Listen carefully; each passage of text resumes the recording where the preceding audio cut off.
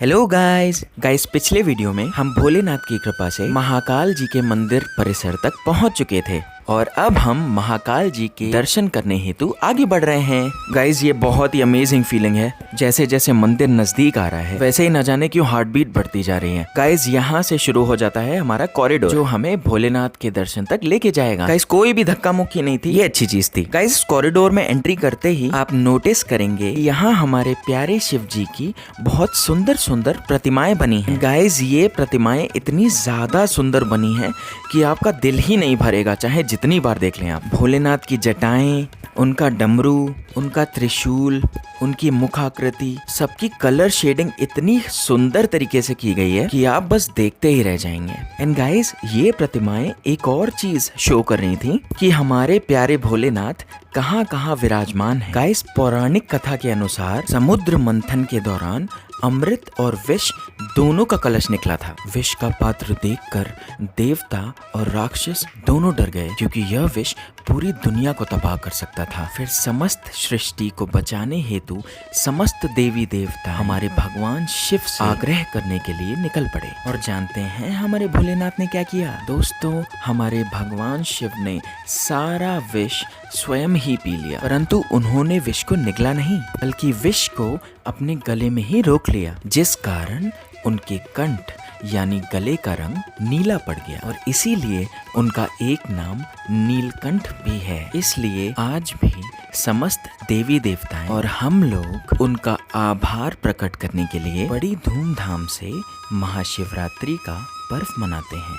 सो जो संसार को भय मुक्त करने के लिए और विनाश से बचाने के लिए विष भी पी लें, वो तो सिर्फ हमारे भोलेनाथ ही हो सकते हैं। तो बोलो हर हर महादेव। गाइज ये है वो लास्ट कॉरिडोर जिसके थ्रू हम लोगों ने महादेव के दर्शन किए। गाइज वहाँ वीडियो या फोटो लेना अलाउड नहीं था, सो अनफॉर्चुनेटली मैं नहीं ले पाया और दर्शन बहुत ही अच्छे हुए। गाइज महाकाल मंदिर के जस्ट बाहर निकलते ही श्री ओमकारेश्वर जी का मंदिर है जिनके दर्शन के लिए भी बहुत श्रद्धालु आए हुए थे। गाइज आप जब भी उज्जैन आए श्री ओमकारेश्वर जी के दर्शन जरूर करें, आपके मन को जरूर शांति मिलेगी। गाइस बाहर इतनी उमस के बावजूद मंदिर की दीवारें इतनी ठंडी थी कि इतनी भीड़ होने के बाद भी बिल्कुल भी सफोकेशन नहीं हो रहा था। गाइस आपको आमिर खान का 3 इडियट्स का डायलॉग तो याद ही होगा कि नॉलेज हर जगह है, कहीं से भी मिले लपेट लो। एग्जैक्टली मुझे ऐसा ही लग रहा था कि यहाँ भक्ति हर जगह है, आप कहीं भी ध्यान लगा के बैठ सकते हैं। गाइस इतने साल प्लानिंग करने के बाद भगवान के दर्शन मैं कर पाया, सो आई वॉज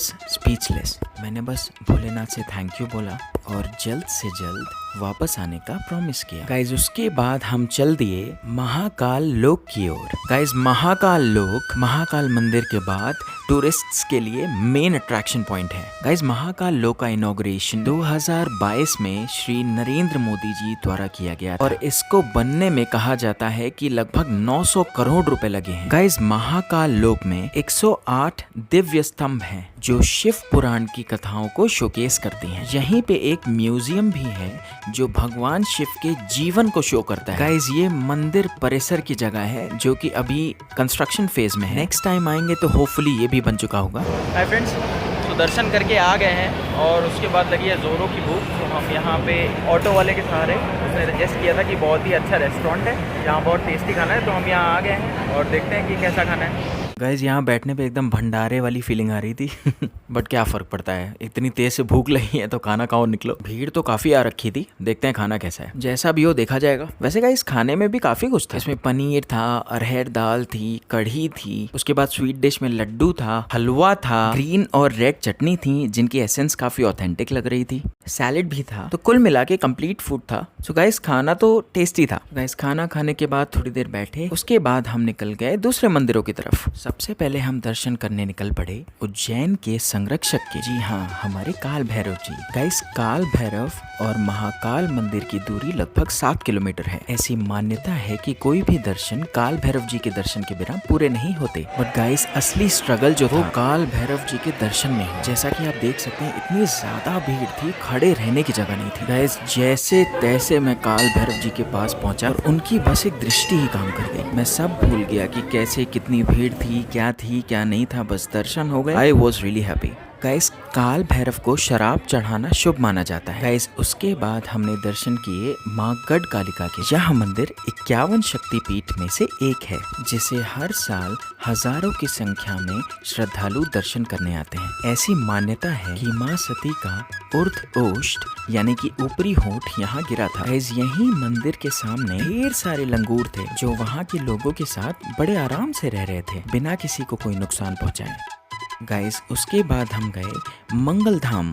गाइस इस जगह की बहुत मान्यता है। ऐसा कहते हैं कि इस जगह पे कभी हवन की अग्नि शांत नहीं होती और जो भी यहाँ आके उस भस्म को अपने माथे पे लगाता है, माता उनकी सारी मनोकामना पूरी करती है। गाइस यहाँ पे आने का कोई भी पैसा नहीं लगता और यह धाम श्री काल भैरव के रास्ते में ही पड़ता है। तो जो भी श्रद्धालु काल भैरव जी के दर्शन करने जाते हैं वो यहाँ भी आराम से आ सकते हैं। गाइज उसके बाद हम गए महर्षि संदीपनी आश्रम। गाइज ये आश्रम महाभारत काल के शुरू से ही शिक्षा का केंद्र है। गाइज इसी आश्रम में श्री कृष्ण और सुदामा जी ने शिक्षा ग्रहण की थी। गाइज ये आश्रम महाकालेश्वर मंदिर से लगभग 4 किलोमीटर की दूरी पे है। गाइज आश्रम के आसपास का जो एरिया है इसे अंकपात के नाम से जाना जाता है। माना जाता है कि ये जगह भगवान कृष्ण अपनी लेखनी यानी राइटिंग्स को धोने के लिए यूज करते थे। गाइज महाकालेश्वर मंदिर के बाद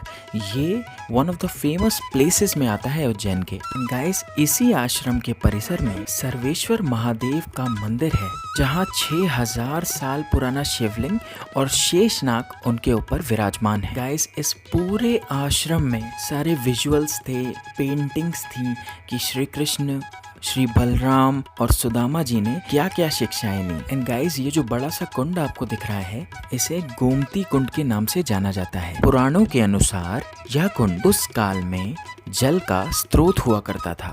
गाइस यही है वो हॉल जहाँ पे श्री कृष्ण, श्री बलराम और सुदामा जी ध्यान लगाकर अलग अलग फील्ड्स की शिक्षा ग्रहण किया करते थे, जैसे कि टाइमोलॉजी यानी स्टडी ऑफ ओरिजिन्स, ज्योतिष विद्या यानी कि एस्ट्रोनॉमी, व्याकरण यानी कि ग्रामर, प्रोसोडी यानी कि the study of patterns of sounds and rhythms in poetry, शिक्षा ज्ञान यानी कि टीचिंग, आयुर्वेदा, संगीत शिक्षा यानी कि म्यूजिक, यज्ञ शिक्षा, कवि शिक्षा यानी कि पोएट्री और भी बहुत सी शिक्षाएं ग्रहण की। गाइस इस आश्रम में आके यह बात तो समझ में आ गई कि education is very important. Guys Sandipani आश्रम के बाद हम वापस चल दिए उज्जैन की तरफ।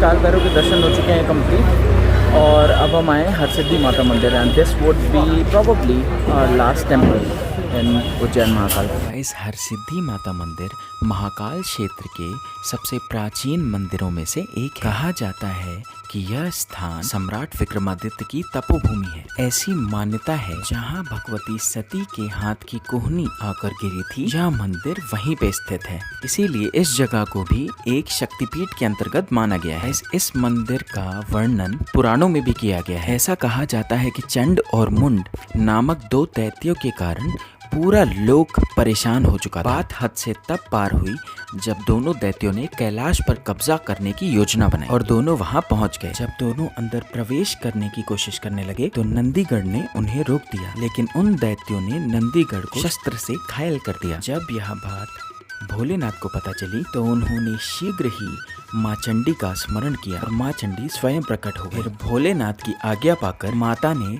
उन दोनों दैत्यों का वध कर दिया। भोलेनाथ उनसे इतने ज्यादा प्रसन्न हुए कि उन्होंने कहा कि हे चंडी, आपने दुष्टों का वध किया है, अतः समस्त लोक में आपको हरसिद्धि माता के नाम से जाना जाएगा।